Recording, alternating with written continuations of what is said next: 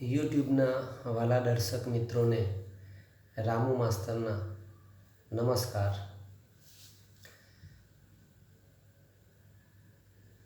વાલા દર્શક મિત્રો, યુટ્યુબના માધ્યમ દ્વારા આપણે અવારનવાર કંઈક ને કંઈક નવા વિષય સાથે મળતા રહ્યા છીએ. મારી યુટ્યુબ ચેનલ રામુ માસ્તર ટીચમાં આપ સર્વે દર્શક મિત્રોનું સ્વાગત છે. મિત્રો, આજે આપણે જે વાત કરવા જઈ રહ્યા છીએ તેનો મુખ્ય વિષય છે ગુરુ પૂનમ. અષાઢ સુદ પૂનમ એટલે વ્યાસ પૂજાનો દિવસ. હિન્દુ સંસ્કૃતિના જે ઘડવૈયા થઈ ગયા તેનું પૂજન કરવાનો આ દિવસ છે. ઘણા બધા ઋષિમુનિઓ સંસ્કૃતિઓ માટે કામ કર્યું છે, પણ મહર્ષિ વેદ વ્યાસે બધાના વિચારોનું સંકલન કર્યું અને મહાભારતનો અમૂલ્ય ગ્રંથ આપણને આપ્યો છે. મહાભારતને 5મો વેદ કહે છે. આમ તો વેદો 4 છે: ઋગ્વેદ, યજુર્વેદ, અથર્વવેદ અને સામવેદ. ગુરુ ગાદીને વ્યાસપીઠ પણ કહેવામાં આવે છે. મહર્ષિ વ્યાસનું કહેવું છે કે આપણું જીવન ધોળા અને કાળા એમ 2 તંતુઓનું બનેલું છે. એટલે કે સદગુણ અને દુર્ગુણ એ બંને સાથે જોવા મળે છે. ગુરુનો મહિમા મોટો છે. રામચંદ્ર ભગવાન પૂર્ણ પુરુષોત્તમ હોવા છતાં વિશ્વામિત્રને ગુરુ કર્યા હતા. તો શ્રી કૃષ્ણ ભગવાને સાંદીપની ઋષિને પોતાના ગુરુ કર્યા હતા. જનક રાજાએ યાજ્ઞવલ્ક્યને પોતાના ગુરુ બનાવ્યા હતા. શુક્રાચાર્યના ગુરુ જનક હતા. વેદ, ઉપમન્યુ, આરુણિના ગુરુ ધૌમ્ય ઋષિ, અર્જુનના ગુરુ દ્રોણ, કર્ણના ગુરુ કે જે 5 પાંડવોના મોટા ભાઈ ગણાય છે એવા કર્ણના ગુરુ એ પરશુરામ છે. કચ્છના ગુરુ શુક્રાચાર્ય છે. શંકરાચાર્યના ગુરુ ગૌડ પાદાચાર્ય છે. એરિસ્ટોટલના ગુરુ પ્લેટો અને પ્લેટોના ગુરુ સોક્રેટિસ. મંડન મિશ્રના ગુરુ શંકરાચાર્ય. આમ વ્યાસ એ સમાજના સાચા ગુરુ હતા. તે પરથી પરંપરાગત વ્યાસ પૂજા એ ગુરુ પૂજામાં કહેવાણી અને વ્યાસ પૂર્ણિમા એ ગુરુ પૂર્ણિમા તરીકે ઉજવાવા લાગી. હવે આપણને પ્રશ્ન એ થાય કે ગુરુની જરૂર કેમ? તો કે જે નિર્જીવ વસ્તુને ઉપર ફેંકવા સજીવ વ્યક્તિની જરૂર પડે છે, તેવી રીતે જીવહીન અને પશુતુલ્ય બનેલા માનવને દેવત્વ તરફ મોકલવા ગુરુની જરૂર પડે છે.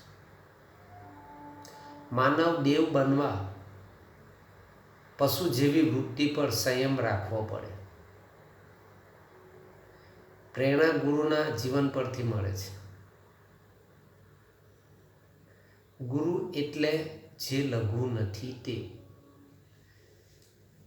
લઘુ કોણ? કે જે જીવનને મનમાં વશમાં જવા દે.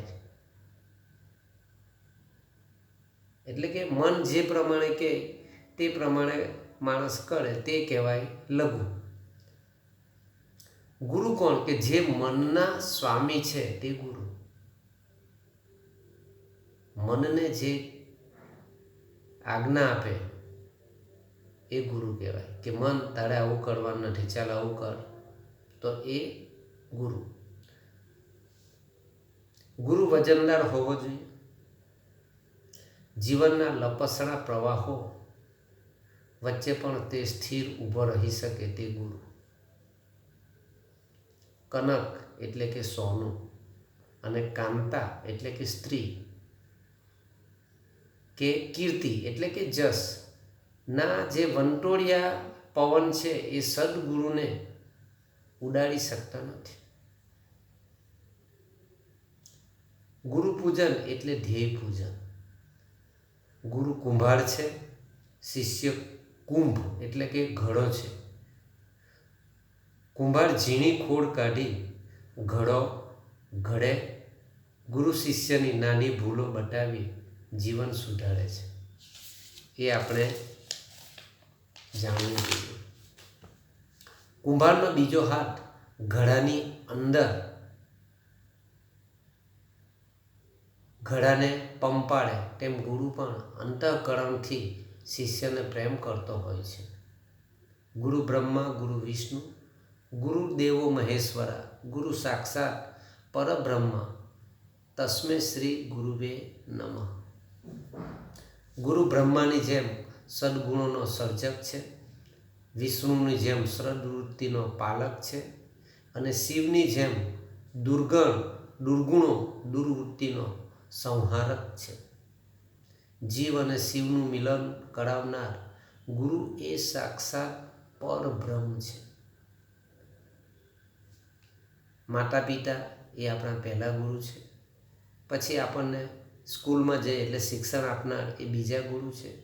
અને જ્યારે ભગવાનને મળવાનું હોય, પરમપિતા પરમાત્માને જ્યારે મુલાકાત કરવાની હોય તો ગુરુ એક એવું માધ્યમ છે કે જેના દ્વારા આપણે પરમાત્માના દર્શન કરી શકીએ છીએ.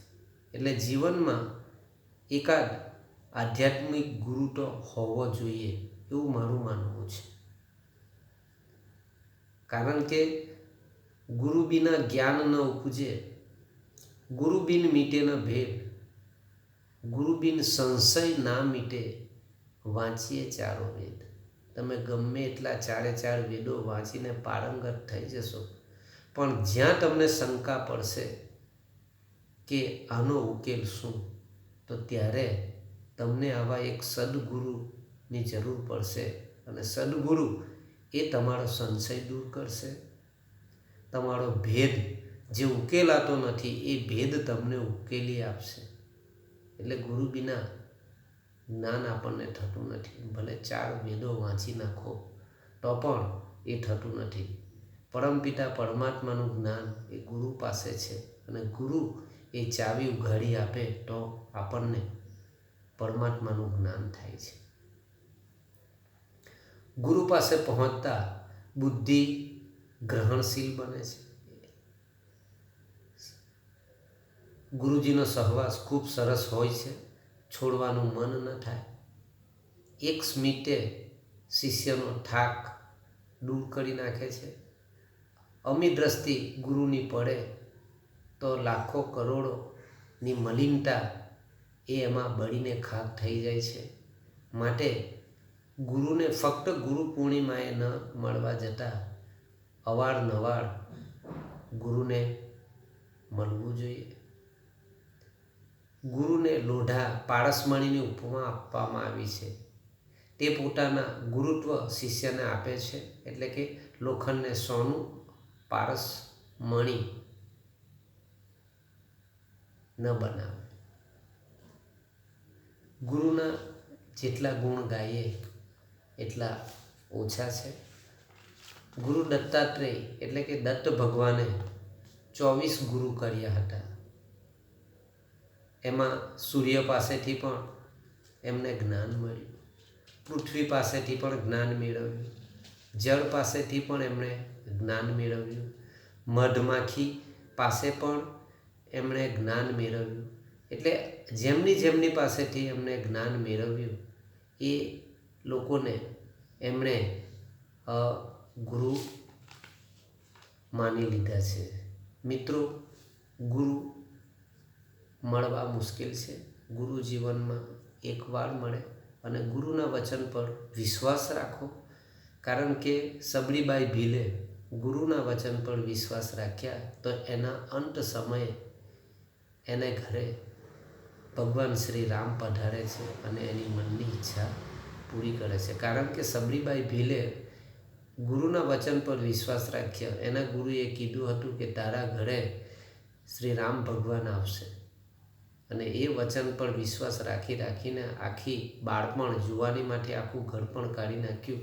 ત્યારે મિત્રો ભગવાનના એમને દર્શન થયા.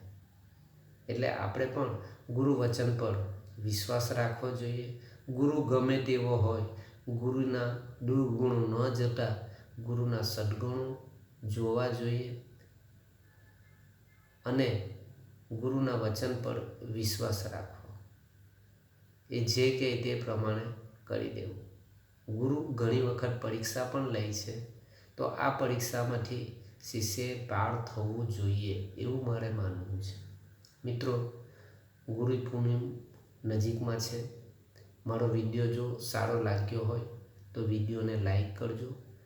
મારા વિડીયો ઉપરથી તમને ગુરુ વિશે જ્ઞાન થયું હોય તો જય ગુરુદેવ લખીને કમેન્ટ કરજો.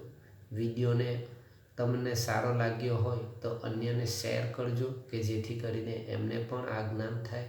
જે મિત્રો મારી ચેનલ ઉપર નવા છે તો મારી ચેનલ રામુ માસ્ટર ટીચ ચેનલને તમે સબસ્ક્રાઈબ કરશો. અવારનવાર આપણે નવા વિડીયો સાથે મળીશું. આજે બસ આટલી વાત કરવી છે. ફરીથી નવા વિડીયો સાથે મળીશું. ત્યાં સુધી મારા તમામ દર્શક મિત્રો તંદુરસ્ત રહે. પરમાત્માની કૃપા તમારા ઉપર સદા બની રહે એવી આશા છે. જય હિન્દ, જય ભારત. આભાર.